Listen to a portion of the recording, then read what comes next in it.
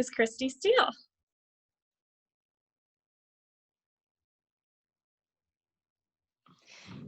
Thank you, Kathleen.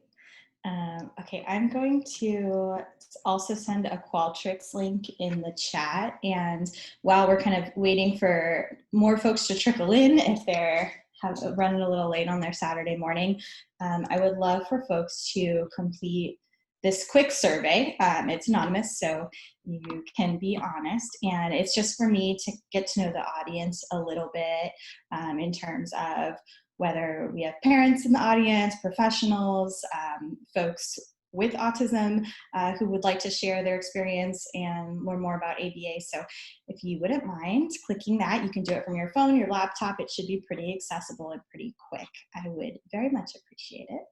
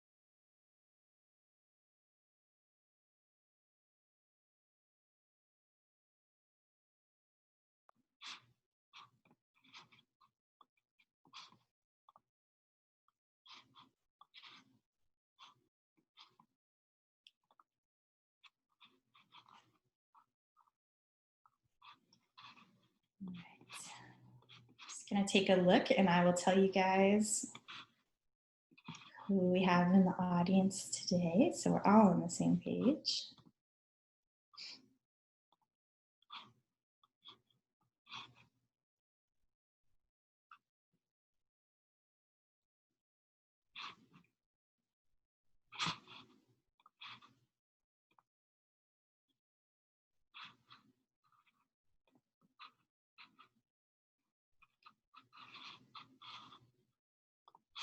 Maybe, hope that response loads.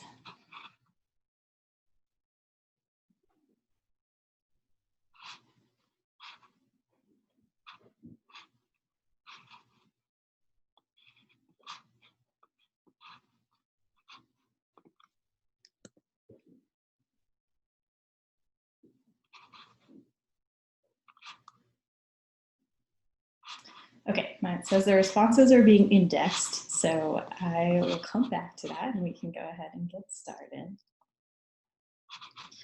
Share my screen with you.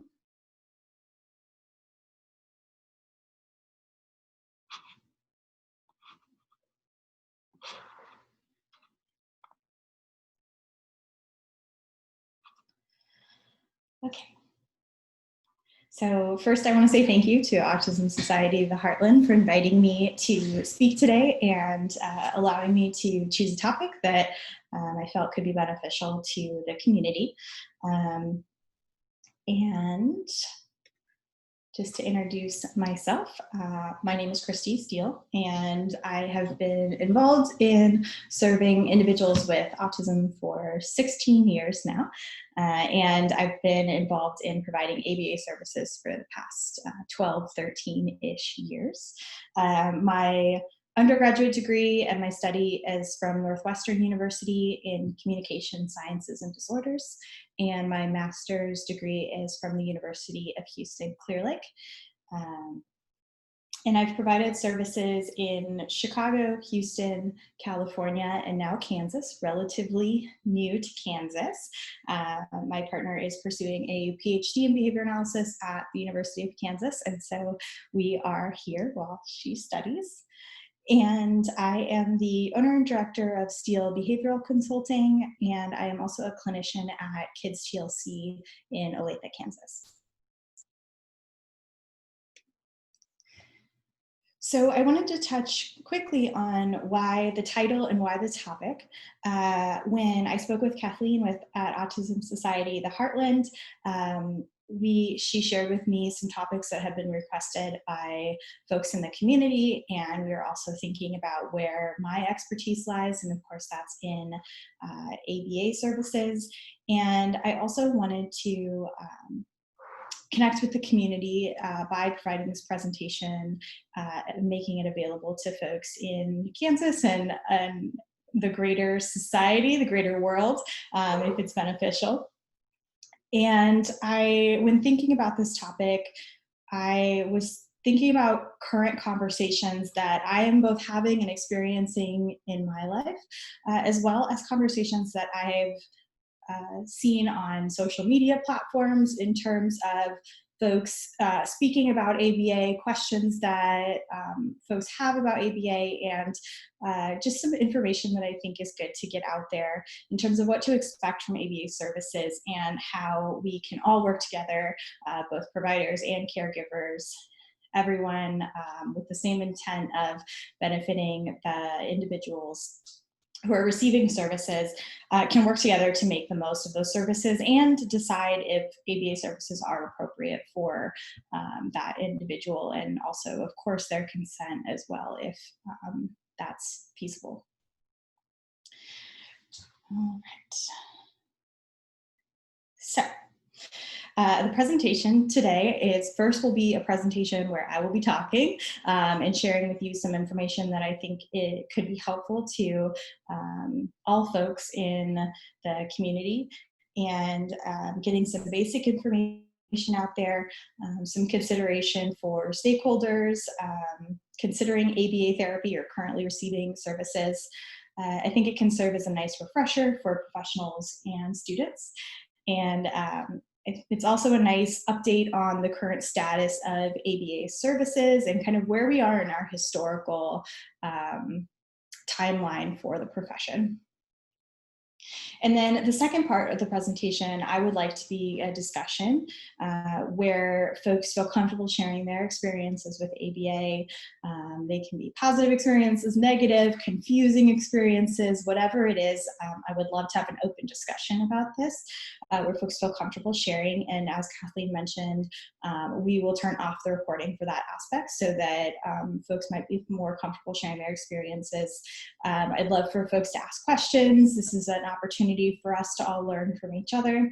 And then I would like to learn too. I do not have all the answers, and I would like to hear about other folks' experiences as well, so that we can gain new perspectives and continue to grow as a community.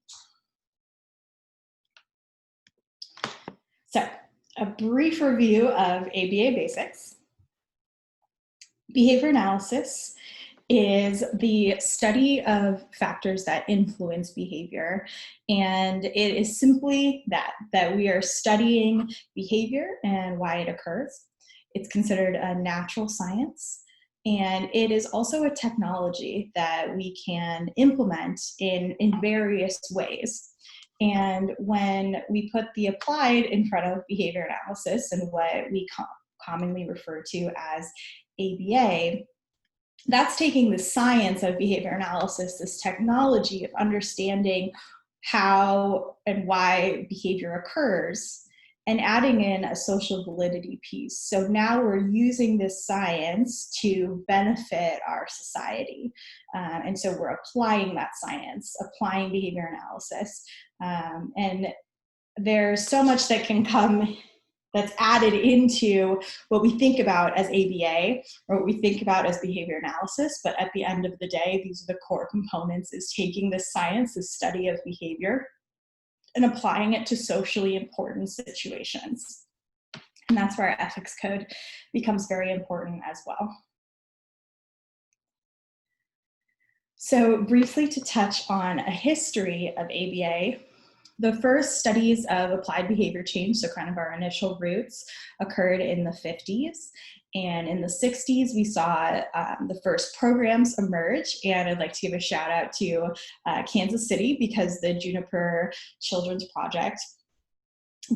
Garden Children's Project began in 1964. So one of the first establishments to be focused on providing behavior analytics services, even though it wasn't called that yet. And this is when the UCLA Young Autism Project by Ivar Lobos was started as well in the 60s. So we're seeing this growing interest in ABA and programs emerging to serve individuals with disabilities, individuals with autism in the United States. And that interest continues to grow. And in 1998 is when our certification board was founded, the Behavior Analyst Certification Board. In 2001, the certification board adopted an ethics code. And then in 2010 is when the ethics code began to be enforced. So BCBAs, anyone credentialed by this board was subject to disciplinary action if the ethics code was not being followed, starting in 2010. And then the transition that we're in now, and that the authors in Johnson 2017 quote, is that we are now transitioning from our formative years to our emergence as a more fully matured and established profession.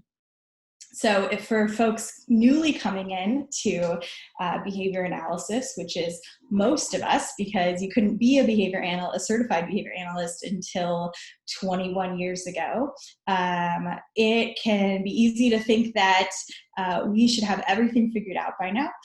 But what is good to keep in mind is that we are a relatively new profession, and we are just now moving into a stage of maturity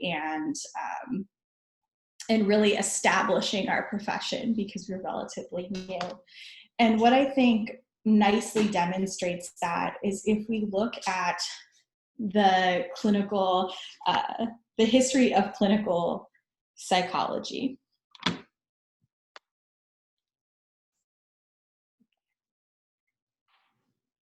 I got a note that I'm in presenter view. Is that better?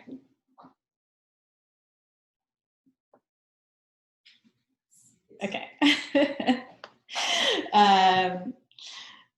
So what I think nicely demonstrates kind of where we are as a field is looking at the history of clinical psychology. And so clinical psychology, its initial studies and interest come in the 1890s.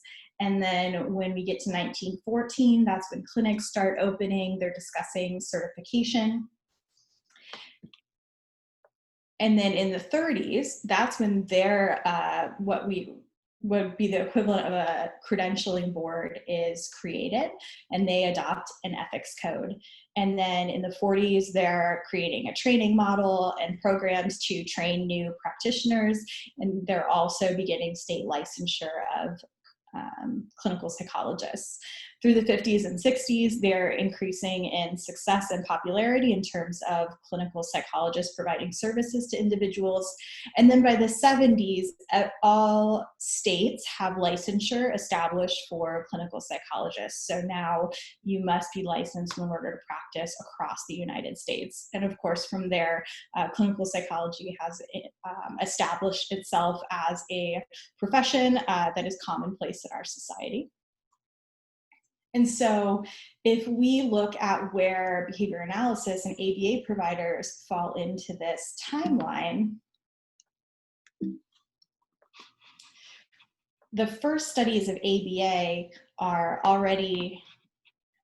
way farther down in this timeline in terms of clinical psychology. So this is in the 1950s is when ABA first was kind of emerging on the scene. And then our certification board being created or established is not even on this timeline. So what I think is neat to kind of put everything in perspective is that on this slide, we have the clinical psychology timeline that we just looked at, but now I've applied the start at the 1950s, which is when ABA started. And so you can see that these are the first studies in the 1950s for ABA. And then if we apply the same timeline and we look at where we are today, if we were following the exact same trajectory as clinical psychologists, we would have clinics open, we would have an association formed, ethics code adopted, and training models and programs and state licensure is beginning, and we're increasing in popularity, but we don't yet have licensure across all states. And I think it's pretty fascinating that this maps on almost perfectly to where we are as a profession.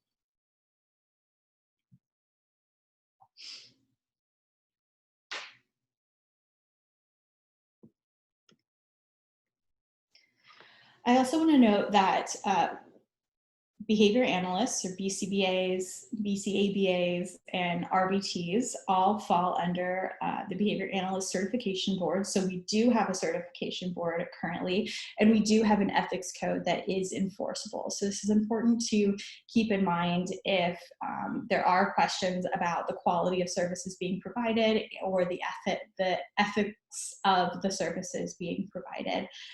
There are actions that can be taken, and there are documents and resources available for both professionals and clients and families should any of this come into question. I also want to mention that not all states have licensure for behavior analysts yet. Kansas and Missouri do have licensure for their behavior analysts. This is something to keep in mind. They're called licensed behavior analysts, or LBAs. And Kansas also has an autism specialist title that can provide ABA services in Kansas, but they do not fall under the Behavior Analyst Certification Board.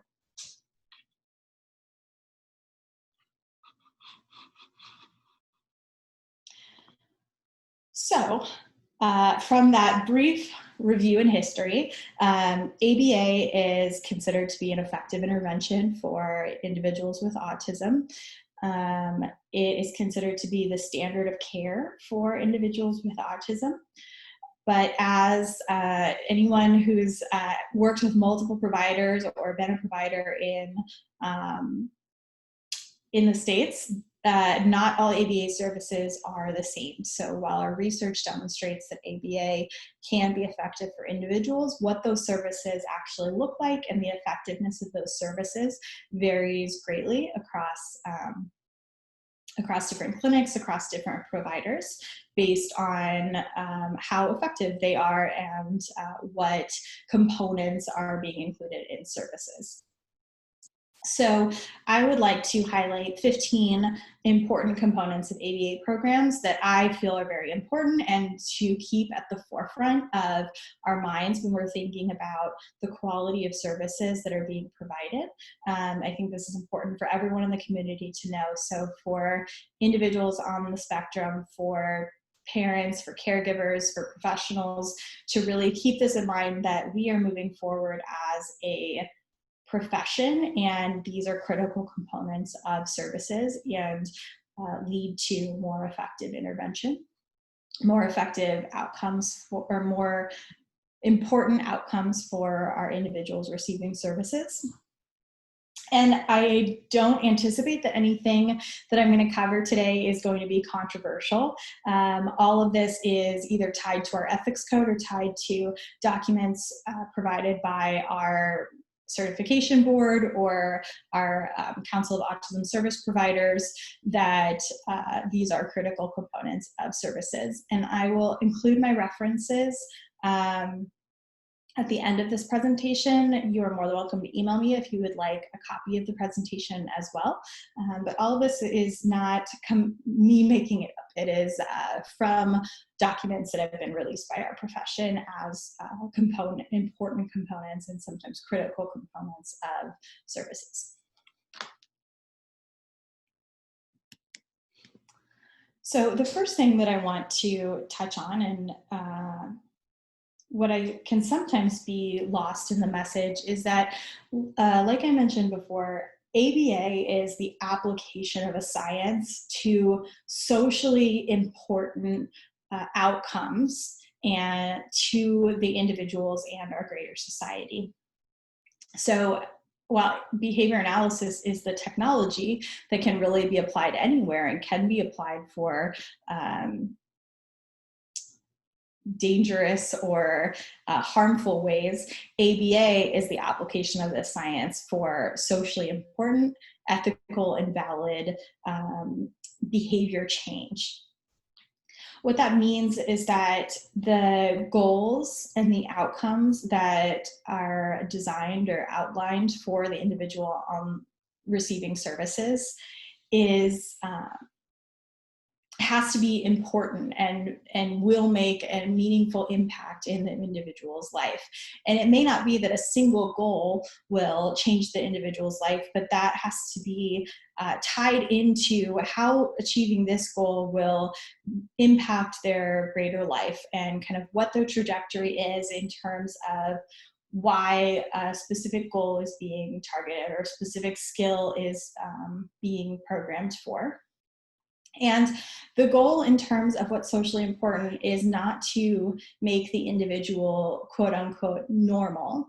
It is to increase the health, independence, and generally improve the individual's quality of life. And so I think that's important, that the goal of ABA is not to make the individuals receiving services normal or to act and think as a neurotypical individual.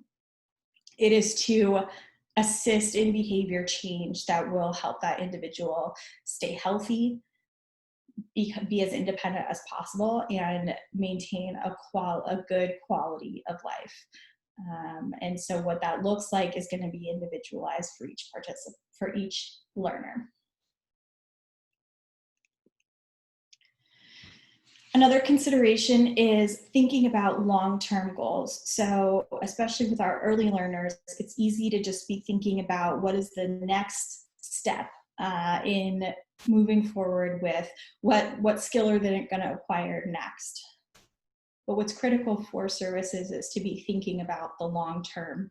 So even when we have our preschoolers, our kindergartners receiving services, we want to be thinking about that long-term outcome of where are we headed? What is our outcome that we're shooting for once that individual is an adult, and what skills are they going to need to be as successful as possible to have the best quality of life?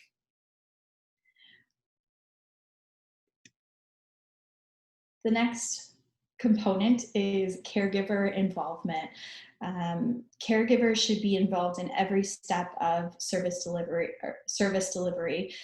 in terms of being part of the process of selecting the goals that the learner will be learning as they receive services.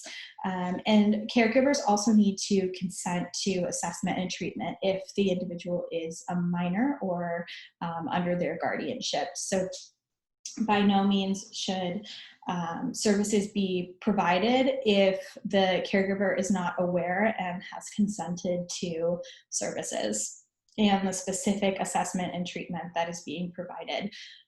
So I encourage caregivers to be as involved as possible and to know that that is their right and the expectation that they will be involved in all changes to programming, all significant changes to programming, and be part of that process of what their learner is spending time learning and what skills are being acquired and what behaviors are being targeted for reduction.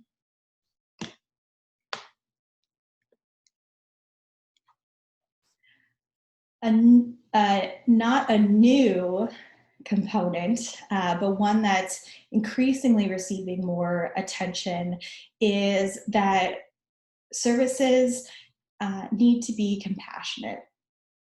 Sometimes as scientists and professionals, behavior analysts can get lost in the science and the data and forget that our families are humans and people that deserve to be listened to, understood, and cared for as humans and individuals as well. And so this is a critical component and something that is increasingly gaining more attention and being part of the conversation in professional circles in terms of how we can be compassionate service providers and really partner with families to help them live their best lives and understand that they have other barriers in their lives and that they also need the care and attention that any human does.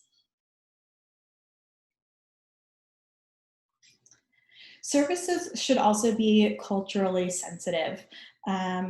Every family has a right to services that are sensitive to any cultural, religious, or specific preferences of the family. So this is in our ethics code, and this is critical, and that if a family has specific preferences or specific needs, that we are being sensitive to that and that the family feels safe and understood in terms of those preferences.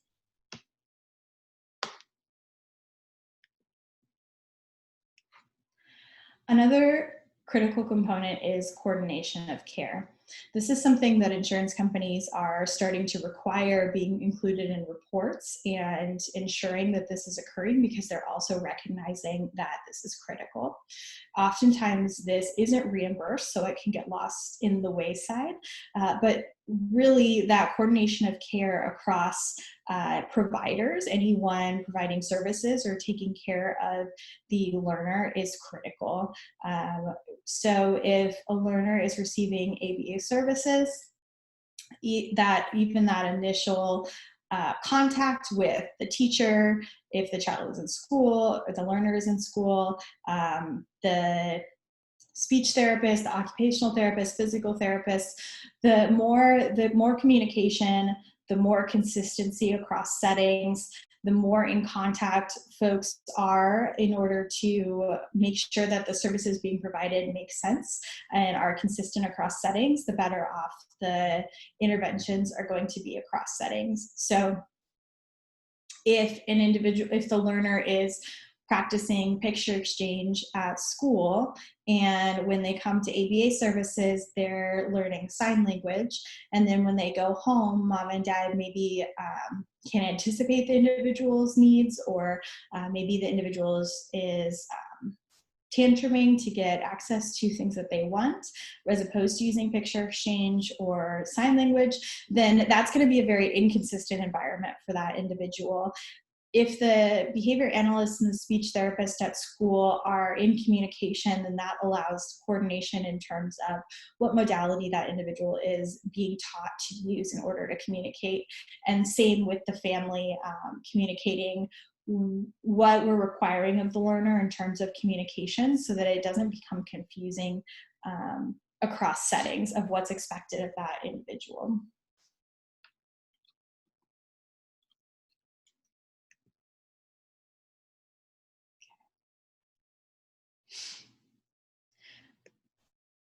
The next component that I want to point out is the requirement for BCBA supervision. So BCBA is a board certified behavior analyst, and they are a practitioner at the master's or doctoral level that is able to practice independently. All ABA services must be supervised by a BCBA as the individual overseeing treatment, and that is ultimately responsible for intervention. The training process is extensive, and individuals who are certified as BCBAs must complete a certain amount of coursework, have a master's degree, receive 750 to 1,500 hours of supervised practicum hours or fieldwork hours, and sit for an exam that they must pass in order to be certified. And then, of course, there are continuing education requirements and the ethics code to follow in order to maintain that certification. In terms of BCBA supervision, there are also BCBAs who have different levels of competency across different diagnoses and different levels or types of behavior. It's important to note that if is exhibiting severe problem behavior, not all BCBAs may be competent in serving that individual in terms of providing intervention. Likewise, if an individual, a learner, may have a mood disorder, that is something that our ethics code requires that if we do not have the competency to provide services for that individual, then we must refer out. So this is something to keep in mind as well in terms of making sure that the BCBA that's supervising is competent to provide services to the specific individual, as opposed to considering all BCBAs capable of providing services to any individual. It's also important to know that it's considered average that BCBAs will supervise approximately 50% of their allotted hours directly, which means that the BCBA will be in the room with the direct care provider, observing the child with the provider, observing the programs, providing training for approximately an average of 50% of the time that they are billing for or that they are spending their hours, really observing and being involved in treatment. It would be unusual for a BCBA to not be providing direct supervision, and definitely something that should be looked to in further if that may be the case for services. And it's also considered best practice or kind of the standard, but of course there are always exceptions, that for every 10 hours of direct services that are provided, a BCBA would be supervising for 2 hours of those 10 hours. So if a child is receiving 40 hours of treatment, we might expect 6 to 8 hours of direct BCBA supervision. And if an individual is receiving less than 10 hours per week of services, the kind of standard minimum would be 2 hours of BCBA supervision per week. And those aren't hard and fast rules. They're just kind of where our profession guides us in terms of what might be expected for most individuals.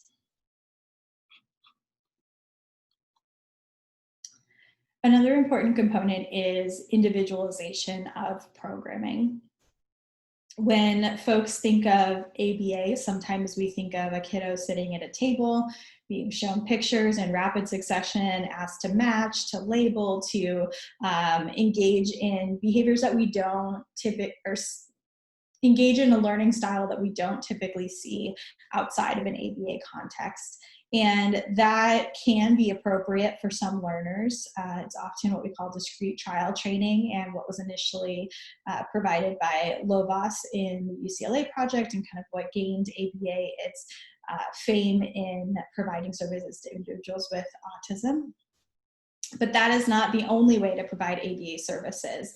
And oftentimes, the most appropriate setting or style is more of a play-based therapy, or in the individual's natural routine. So it is not always sitting at a table doing drills. It can be sometimes, it can be the most appropriate, and the BCBA and the parents, the caregivers, need to work together to determine the best method for teaching. But it's not always this format. It can often look like the individual and the direct service provider are just playing or just engaging socially, when in fact there are programs being run, and it is so discreet or subtle that the individual and the people observing the session may not notice that there are programs and services being provided, because that natural interaction is looks so typical of just individuals playing or engaging together naturally.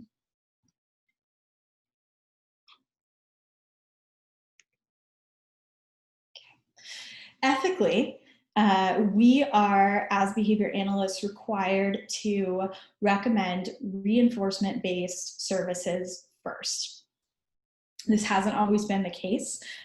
In the 70s, there were poorly trained behavior analysts and individuals who were not certified, because we didn't have a certification board, and we were also learning about our science and the ethical implications of behavior change intervention. And now we recognize that reinforcement-based services, as opposed to punishment-based services, are more important or more effective in terms of a positive outcome for individuals. And we are ethically obligated to exhaust reinforcement-based interventions before considering a punishment component, or determining that it is necessary or in the best interest of the client. If there is a punishment component to treatment, that is in the best interest of the client, and not just resorting to or turning to punishment-based procedures first.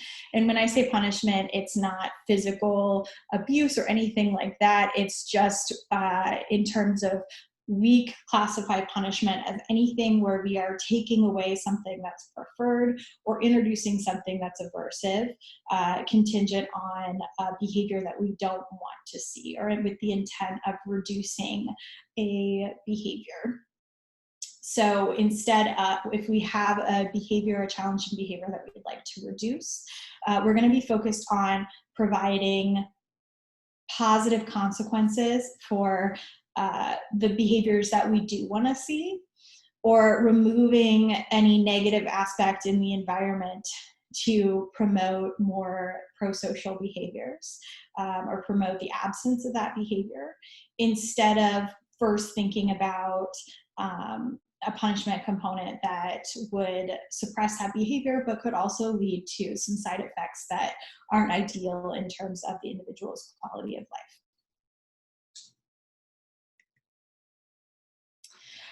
Clients have rights in terms of the services being provided, and one of those rights is to effective intervention.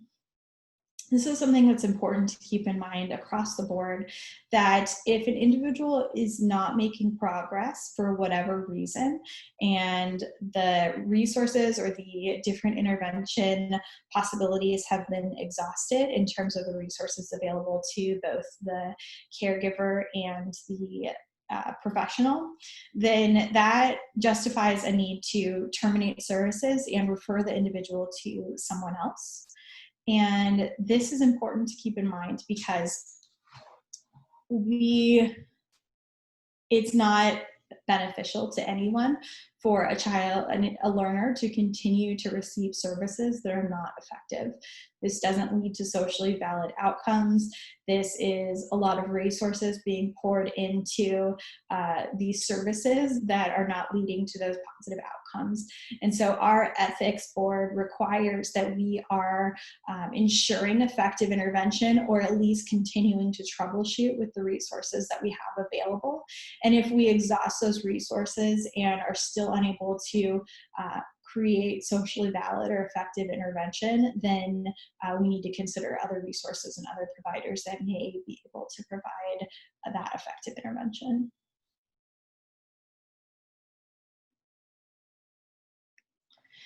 All right. Behavior analysts love data. Data is very important. It's what makes our field a science. And we are using data and taking data consistently all the time, maybe too much data sometimes, but we are taking data because we want to make sure that we are seeing observable and measurable change. Sometimes it may feel that an individual is making progress for services, but that might be something else that we're observing as opposed to actual change with the skills or the behavior reduction targets that we are focused on. And sometimes it may not seem like the individual is making progress, but they actually are, and it's just slow or incremental, or there's some variability that that is easy to see and think that we're not making progress when that data that we are collecting can demonstrate that progress is being made. So this is critical, that data is being collected and that modifications to the programming are being made if the data is demonstrating that the intervention is currently not effective. So a critical component is those database modifications to programming. We're not continuing interventions that are not effective for long periods of time, and we are making those modifications based on the data versus kind of a feeling or a general impression that the intervention or services are not effective. And of course, if the data is demonstrating that there is improvement, then we are going to continue that intervention because we want to ensure that the individual is continuing to receive effective intervention and that those goals are being met.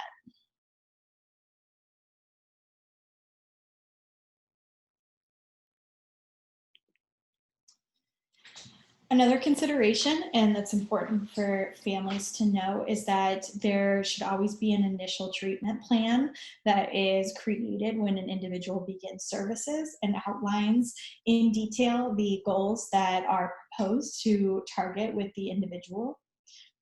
And then there should be regular progress reports that the caregiver and insurance, if an insurance company is involved, are receiving that document the progress that the individual is making.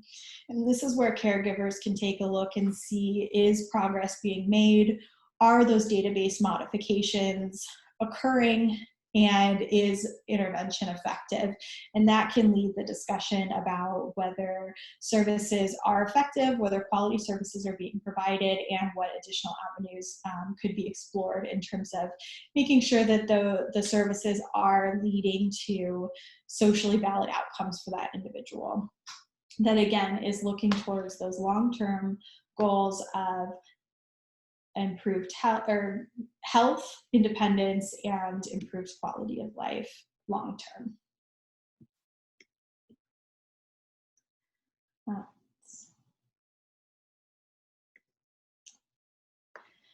Another component that is critical to ABA services is training the folks involved in the individual's life outside of the clinic or outside of services.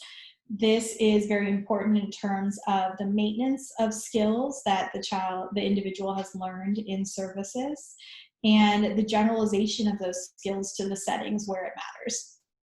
If an individual can request 30 different items using single word vocalizations in the clinic, but then they go home and they're not using any words, or they're just using one word to request everything, that is not beneficial to the child, to the learner, in the sense that they're not using the skill that they've learned at the clinic, in services, in their natural environment where it matters, so that if individuals were to stop services, they have not received that socially valid outcome of improving their life by allowing them greater communication skills to request their needs and wants.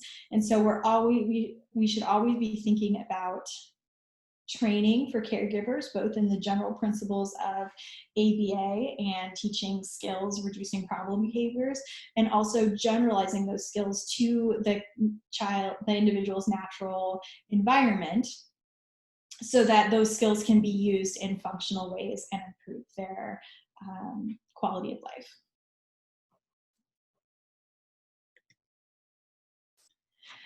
Another component is that ABA services providers are often one-on-one and trained, and are trained staff. So interventions can sometimes be very complex, or the data collection can be very intensive. And when caregivers are being trained to implement the intervention that was effective at the clinic, sometimes that's just not practical for the family. Whether there are other kids in the home, there are other barriers that don't allow that exact same program to be replicated in the home, that the behavior analyst is working with the family to modify the intervention so that it is practical for the family, that it does meet the family's cultural values, that it does allow the family to provide effective intervention while also acknowledging the constraints that might be present. And the family has the individuals and the caretakers have a right to practical intervention, and that compromise of individualizing that intervention, not only to the learner receiving services, but also to the caregivers and stakeholders involved in the intervention outside of the clinic.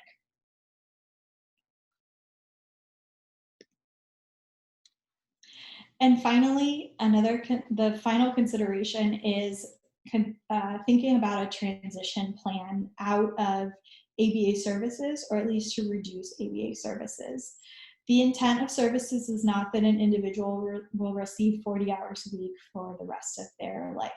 The hope is that these intense services will initially be intensive if needed, and that there will be regular caregiver training and regular skill acquisition that continues to increase the individual's health, independence, and quality of life, so that the individual reaches a point where they can transition into their natural environment, whether that's into a general education classroom, whether that's into living independently or semi-independently, and maintaining a job or volunteering or engaging in a regular routine that allows them to maintain the health, independence, and quality of life that is best for them. And this is something that should always be part of the conversation, even from that initial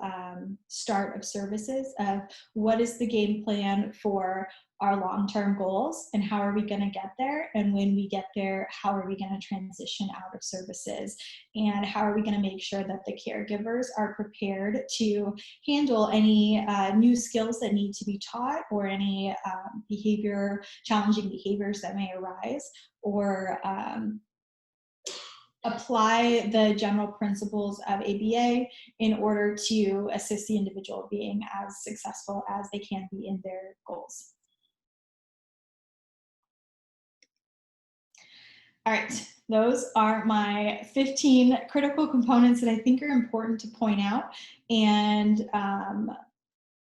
good to keep in mind in terms of where we are as a field and where our energies need to be focused in terms of, as practitioners, behavior analysts know the science, but then also thinking about what components are critical to create that socially valid change in the individuals that we serve. So thank you for your attention and staying with me this morning. I'd like to go ahead and move to the discussion.